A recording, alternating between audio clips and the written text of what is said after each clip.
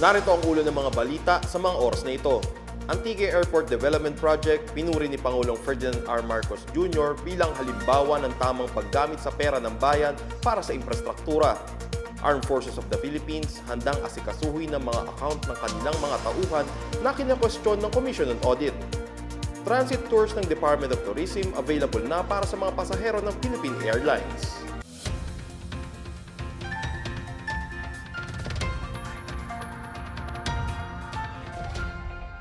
Ako po si John Dalistan para sa PNA Headlines. Pinuri ni Pangulong Ferdinand R. Marcos Jr. ang Antique Airport Development Project bilang halimbawa ng wastong paggamit ng pera ng bayan para sa infrastruktura. Sinabi ito ng Pangulo nang pangunahan niya ang inaugurasyon ng mga bagong pasilidad ng Antique Airport sa bayan ng San Jose de Buenavista ngayong Lunes. Sa kanyang talumpati, sinabi niyang nasorpresa siya sa mababang presyo ng pag-upgrade sa mga gusali ng paliparan. Kabilang sa mga upgrade na ito ang mas malalaking passenger terminal building, seating capacity para sa 360 pasahero mula sa dating 64, pinalawak na control tower at dagdag na 6 na check-in counter. Ayon sa Civil Aviation Authority of the Philippines, nagkakahalaga ang bagong new terminal ng nasa 120 million pesos habang ang buong proyekto na isinagawa mula 2017 hanggang 2023 ay umabot sa 1.5 billion pesos. Sinabi naman ni Pangulong Marcos na dapat ituring ang Antique Airport Project bilang halimbawa ng dekalidad na pagtatayo ng infrastruktura. Ito'y lalo na sa gitna ng isyu ng katiwalian, mababang klaseng gawa at overpricing sa mga proyekto.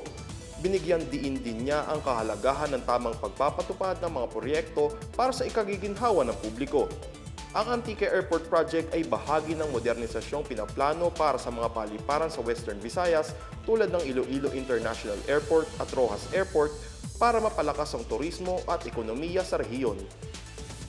Tiniyak ng Armed Forces of the Philippines or AFP na aasikasuhin nito ang mga kinwestiyon ng Commission on Audit or COA ng mga di-autorisadong bank account at di pa naliliquidate na cash advance ng ilan sa mga tauhan ng militar.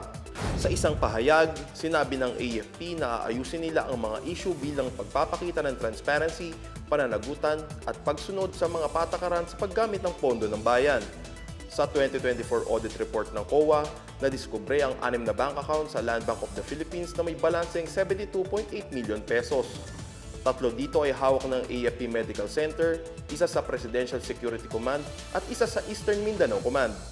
Umabot naman sa 201.86 million pesos ang nakitang unliquidated cash advance, kung saan 166 million pesos dito ay past due ng hanggang 43 taon. Ayon sa AFP, kabilang sa mga isinasagawa nilang hakbang para sa mga unliquidated cash advance ay ang pagkalta sa sweldo ng mga opisyal na may utang, paghahabol sa mga wala na sa serbisyo, at mga administratibo at legal na hakbang para sa paniningil. Nagsagawa rin ng mga hakbang para i-regularize at isara ang mga unauthorized na bank account. Dagdag ng AFP, marami pang hakbang na isinasagawa ang pamunuan sa kanilang pananalapi bilang bahagi ng tamang pamamahala at pagreforma para sa interes ng mga sundalo at ng pinaglilingkuran nilang mga Pilipino. Maaari nang ma-avail ng mga pasahero ng Philippine Airlines or PAL ang transit tour ng Department of Tourism or DOT. Isa itong organisado, ligtas at time-bound na bus tour kung saan itatampok ang mga kilalang atraksyon na nagpapakita ng kultura at pamana ng Maynila. Simula January 30, mag-o-offer ang nasabing tour ng biyahe sa 4 na destinasyon, Intramuros at National Museum para sa morning schedule at Soler Resort Entertainment City at Okada, Manila sa Parañaque City.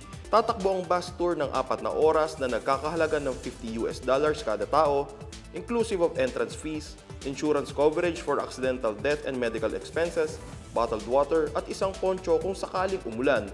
Inulunsad noong December 2025, makikita ang transit tour sa official website ng PAL at sa LovePH mobile application.